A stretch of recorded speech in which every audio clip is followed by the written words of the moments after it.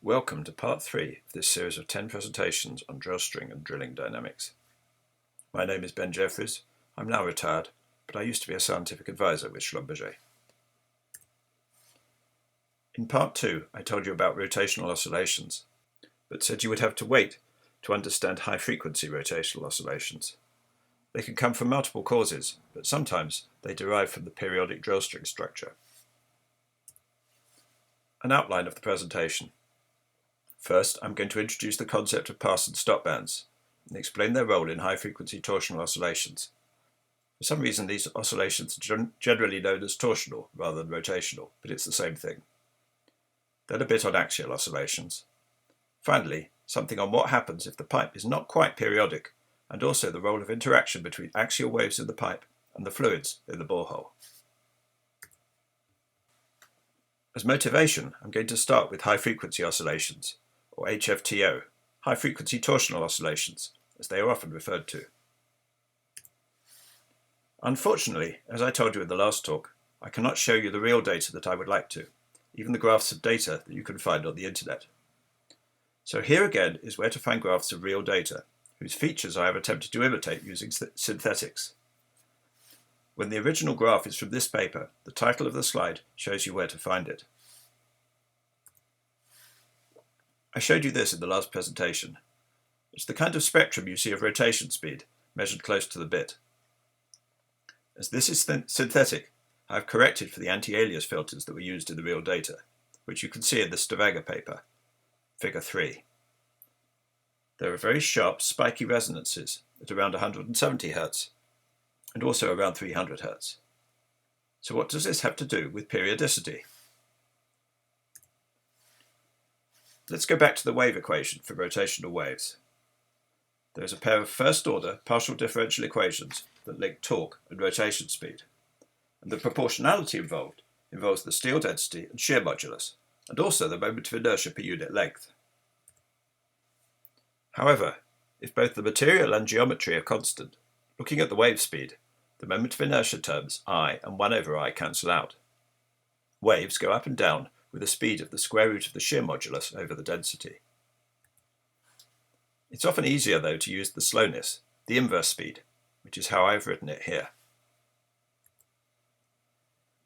If the material properties, ρ and g, are constant, but the geometry is not constant but varies about a mean, then for wavelengths, long compared to the length scale of the variation, the equation at the top right holds, where the angle brackets denote average. There are two averages, one of the moment of inertia per unit length, the other of its inverse. When converting to a second-order wave equation, these two terms do not cancel out. Since the average of a positive function times the average of its inverse is always greater than 1, the slowness is always higher than for a constant cross-section, or equivalently, the wave speed is lower. This is why rotational waves do not go up and down drill strings at 3,300 meters per second, and indeed biaxial waves do not go up and down at over 5,000 meters per second. The length scale of the variation in moment of inertia per unit length and of cross-sectional area for drill pipe is about 10 meters. So for wavelengths much longer than 10 meters, then this theory, known as equivalent medium theory, works well. But what about smaller wavelengths, i.e. higher frequencies? Let's look at a periodic drill pipe, which I am approximating as having two sections per period, with different impedances but the same material. These are the pipe and the tool joint. What we do is look for solutions which change over one period of the structure by a fixed factor, written here e to the I theta, and then use the matching boundary conditions, matching torque and rotation speed, to find these periodic solutions. Each periodic solution for one period involves simple forward and backward going solutions inside each of the two constant geometry sections that make up one period. We have to look at it one frequency at a time. What results is the equation shown. The crucial part of this is the factor 1 plus r squared over 1 minus r squared, where r is the reflection coefficient between the two sections. If r equals 0, i.e. no change in geometry, that factor is 1, and you can see that cos theta, cos of the change in phase over one period, is simply cos of the wave number k times the total length of the period, little l plus big L. For many values of theta, and hence k, cos of theta is between -1 and 1, and for these frequencies, waves can travel up and down the pipe despite the periodic structure. These frequencies are referred to as being in passbands. However, for certain values of omega, cos theta has absolute value greater than 1, and at these frequencies, waves cannot propagate long distances. If there is a source with energy at this frequency below the drill pipe, it cannot escape up the drill pipe and is reflected back. These are called stop bands. The same equation applies for both axial and rotational waves, just with different impedances and different wave speed. Young's modulus instead of shear modulus. I have plotted here cos theta for an illustrative length of steel drill pipe. You can see that cos theta goes outside the passband boundaries of plus and -1 in bands of frequency close to multiples of 170 Hz. Rather than cos theta, let's look at theta. If cos theta is real, then theta is either pure real or pure imaginary. First, the real part of theta, the phase change. The gradient of the phase line is proportional to group slowness. The shallower the gradient of the phase line, the faster the waves. The gradient at zero frequency is the slowness of the equivalent medium formula.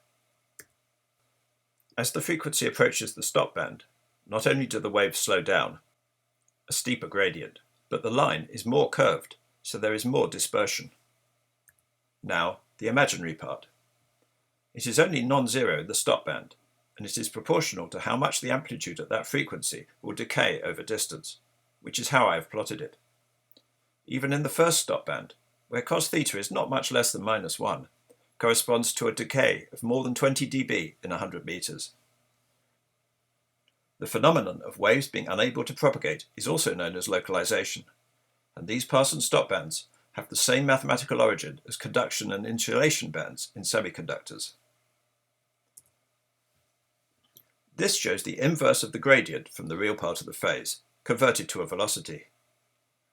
You can see that at the edge of the stop bands, the group velocity drops to 0, and so there is a smooth transition from propagation to localization. For high-frequency rotational oscillations, we need to look at what happens below the periodic drill pipe. Consider a semi-infinite section of constant cross-section pipe, followed by a semi-infinite section of pipe that is the same, except with tool joints. As the averaged properties of the two materials are different, if waves go along the constant cross-section pipe, they will be reflected by the pipe with tool joints. This graph shows the absolute value of the reflection coefficient of the pipe with tool joints. At zero frequency, it is the same as will be calculated using equivalent medium theory for the pipe with joints. And as no energy propagates through the pipe with joints in the stop bands, it is magnitude 1 in the stop bands. All the energy that does not propagate stays on one side of the drill pipe. Although there is complete reflection throughout the stop bands, the phase of that reflection changes with frequency. This shows the phase of the reflection coefficient of a semi-infinite section of pipe with joints from pipe without joints. The phase line changes direction between the pass bands and the stop bands. So at frequencies in the stop bands, all the energy that hits the drill pipe is reflected back to the bit, where we have seen it is amplified. The only attenuation comes from viscous drag and contact friction along the BHA. These are the high-frequency torsional oscillations. Remember, in this example here, they are not full amplitude. This is the spectrum of rotational oscillations at about 1/3 of the size of the mean rotation speed. High-frequency oscillations are often thought of as only a high-amplitude phenomenon, but they are not. They are present in perfectly normal, low-amplitude oscillations. It is only when they reach high amplitudes that they become damaging. Now for some high-amplitude, high-frequency oscillations. Synthetic data again, but it's based on the real data from which figure 8 in the Stavanger paper was processed. There's 3 hours of data here, and the original data was recorded close to, but not adjacent to, the bit. There's some clear stick slip here, such as at around 4,000 to 5,000 seconds, and other sections at a high amplitude, but the rotation speed does not go to 0, What is happening here? At 4,000 seconds, the oscillations are below 10 Hz. But around 7,500 seconds, and at other times, the oscillation is at high frequency, one of the resonances that you saw before, either around 170 Hz or around 300 Hz. At these frequencies, the distance from the bit to the sensor is at least a wavelength. So if there were a resonance at the bit with zero torque boundary condition and full amplitude rotation variation, at the sensor the rotation variation will be reduced and there will be some torque variation. This is what I believe is happening here. One of the key features of this data is that typically the curve the amplitude of the oscillation follows is very close to being a scaled version of the low frequency rotation speed. This is what would happen if there were full amplitude vibrations with minimum rotation speed 0 and mean speed the low frequency rotation speed, and it is difficult to think of another explanation. In what follows, I'm going to show you how the amplitude of a particular frequency component varies over time, so I need to tell you how I generate the amplitude curve. Let's say I want to see what is happening at a chosen frequency f, or very close to it. On the right is a unit amplitude signal at frequency f. As it is a real signal, it has components at plus and minus f. The phase can be slowly varying with time. First, I generate a complex harmonic signal at minus the same frequency, and then pointwise multiply the data by it. When I do this to the unit amplitude signal, I end up with a component at 0 frequency and a component at minus twice the frequency. Now I can choose whatever narrow low-pass filter I want, and this will give me the phase of the signal that was originally at frequency f divided by 2. If there is a slowly varying amplitude and phase, that will come through the low-pass filter as well. Final step, of course, is to multiply by 2.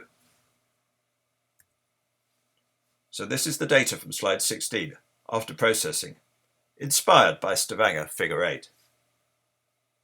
The dark blue line is low frequency, under about 10 Hz. The drilling is alternating between periods of full low frequency stick slip and periods with not much low frequency vibration. However, during the periods without much low frequency vibration, there is normally high frequency vibration, often likely full amplitude. I'm showing two high frequencies here, 151 Hz and 299 Hz. One of these is a resonant frequency in the first stop band, the other in the second stop band. Now, you may recall that in the low amplitude data, there were 3 resonances in each stop band, but over this period of drilling, there was only signal at these 2 frequencies, not at the other 4 resonant frequencies. In fact, for this entire bit run, only these 2 high frequencies were present at high amplitudes. One of the general features here is that for high amplitude, high frequency vibration, you only have one frequency present. At just after 5,000 seconds, after the low frequency stick slip, you can see that both frequencies start up, but while the 151 Hz grows and becomes full amplitude, the 299 Hz disappears. I've scaled the high frequency amplitudes so you can compare their amplitude with that of the low frequency rather than overlying them. There are periods when they look very, very similar, implying full amplitude oscillations, but there are also periods where they diverge, such as the 151 Hz green line near the start, which looks like it declines for a bit before growing back. This is the section after 5,000 seconds in close-up. You can see how both 151 and 299 Hz start up, but only 151 Hz persists, and also that the 151 Hz grows exponentially over about 10 seconds.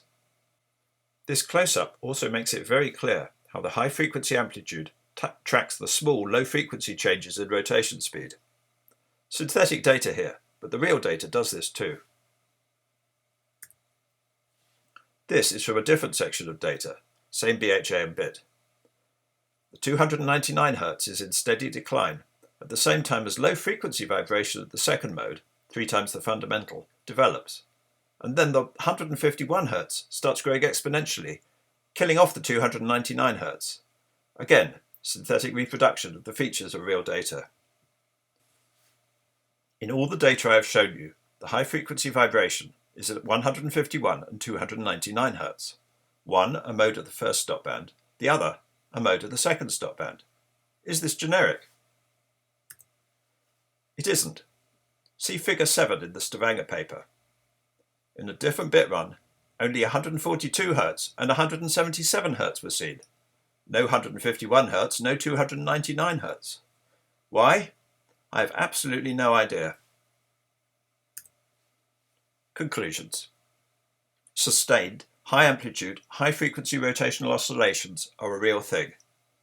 For much of the time, they are almost certainly full amplitude, i.e. stick-slip.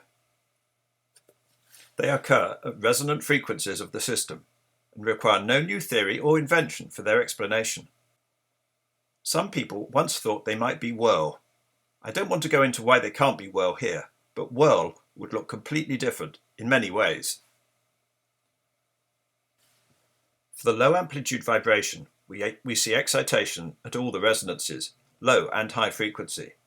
But once low frequency stick-slip develops, it does not coexist with high frequency vibration, at least not in the data I have seen. This is true for rotary drilling, not for below motor oscillations.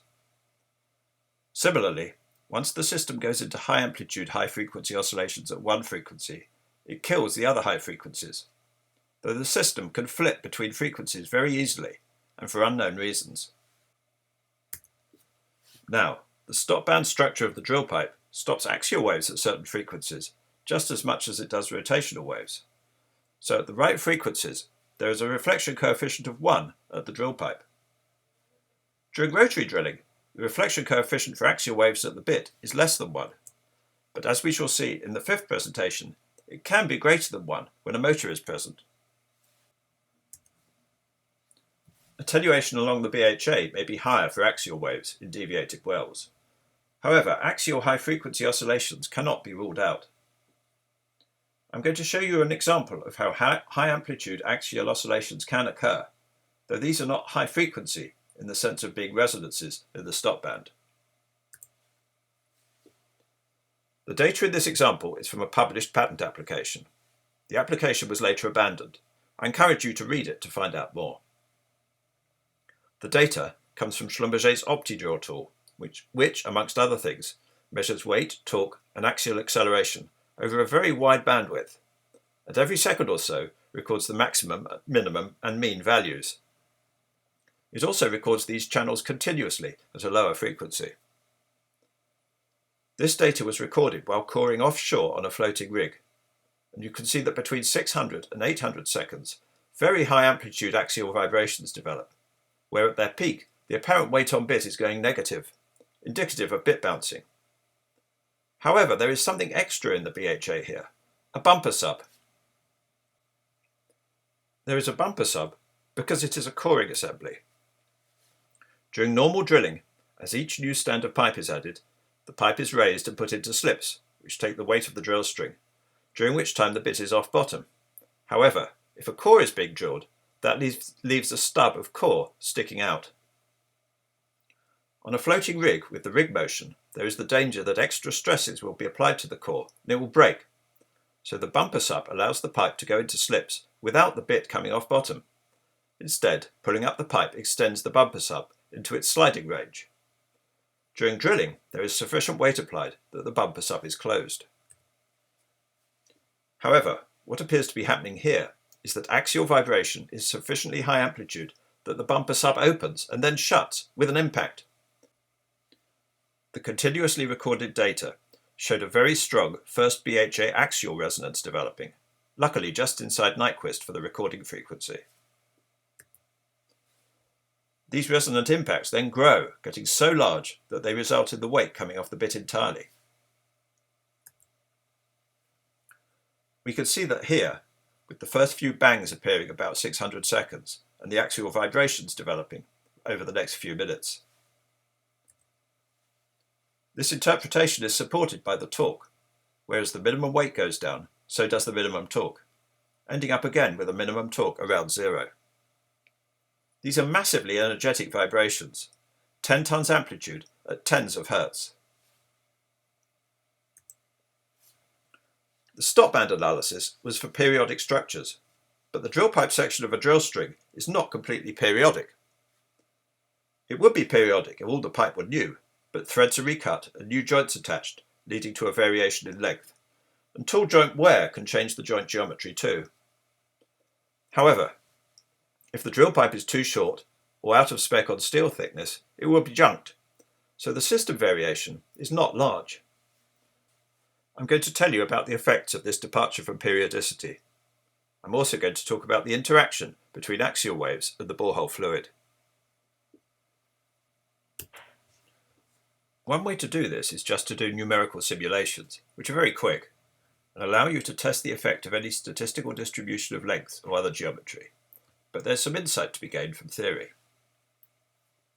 It has been known for many years that a random structure localizes vibration, and in one-dimensional structures leads to what is often called attenuation of waves, though, as there is no loss, it is actually that the vibration is localized below the randomness, due to the reflections in the random structure. For periodic structures, either there is no reflective loss in the pass bands, or there is exponential decay with no phase variation in the stop bands. Introduce some randomization, and there is a mix in behavior, propagation, but with reducing amplitude with distance. This is a formula I came up with in 1993 that works well for simple 1D structures. What it describes is the behavior of a section of material with statistically varying structure between two semi-infinite lengths of material with a constant average structure, matching the low-frequency equivalent medium of the blue material. I then looked at what would happen if a wave were instant at one end of the blue material and the phase of amplitude of what emerges at the other end as a function of length of the varying material and frequency. The material property matrix of the blue material can be decomposed into a slowness and a reflectance, which correspond to the reflection and travel time across an infinitesimal piece of blue material between the grey structures. The effective squared slowness across the blue material is the equivalent medium average slowness squared, plus a term that looks like attenuation. It leads with the square root of -1, but is also proportional to the one-sided autocorrelation of the reflectances in the blue material. This formula is an approximation, but works exceptionally well, curiously, except for exactly periodic structures, for which there is a good reason. If you are interested in learning more, the reference is there.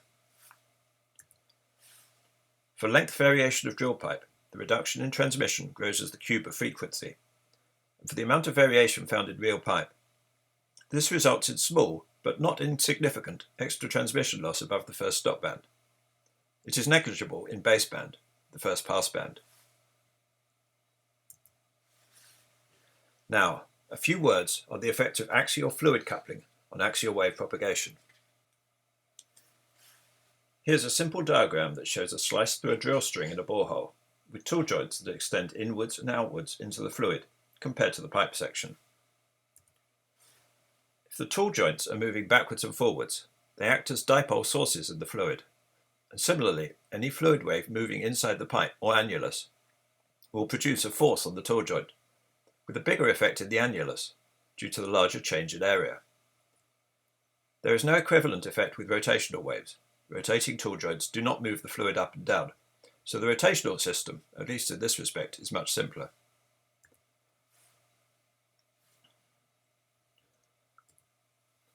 To obtain an analytic model of the system, the equations of continuity of force and displacement, pressure and flow must be used, and then we can decompose the behavior into periodic solutions.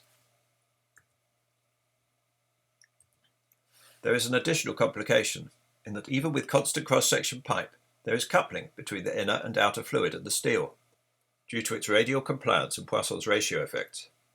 And I will go into this theory in more detail in section 7, but for understanding the effect on pass and stop bands, the details of the theory are not necessary. If you allow for the area changes at the joints, but not any additional piston-like coupling, you get a diagram like this for the phase change in fluid and axial waves going across one drill pipe. This is for a borehole in very stiff rock. If you think back to the earlier pass and stop band phase diagram I showed you, this is just the top half. The bottom half is the reflection of this in the x-axis. There are three lines here, corresponding to the three propagating modes of the system. Steeper equals slower, i.e. more of a phase change travelling along the 10 metres of pipe. And the two close together steep lines are the fluid modes. They are linear combinations of fluid waves inside the pipe and in the annulus. They have slightly different speeds, and also little stop bands, as there is a small cross-sectional area change for the fluid at the tool joints. The shallower line is for steel waves. This line looks similar to the rotational wave phase diagram you saw earlier, except the stop bands are at higher frequencies due to the higher wave speed of axial waves. Because phase wraps around, although these waves are going at very different speeds, for certain frequencies, the phase change across the steel is the same as the phase change across the fluid. If you include the piston-like coupling, the diagram changes very little, except in the regions I'm circling, where the fluid and steel lines cross. So what happens here? Stop bands occur when the reflections from impedance changes reinforce one another, so that no transmission is possible. Similarly, there are frequencies where the phase change of a fluid wave is the same as the phase change of a steel wave. The small coupling effects at each tool joint reinforce each other and create blocks to transmission, additional stop bands. They are quite narrow, but their position is difficult to pinpoint in advance due to variation in fluid wave speeds. And they are a significant barrier to using axial waves to achieve rates of data transmission in drill pipe higher than those obtained using the traditional pressure pass technology in the fluid.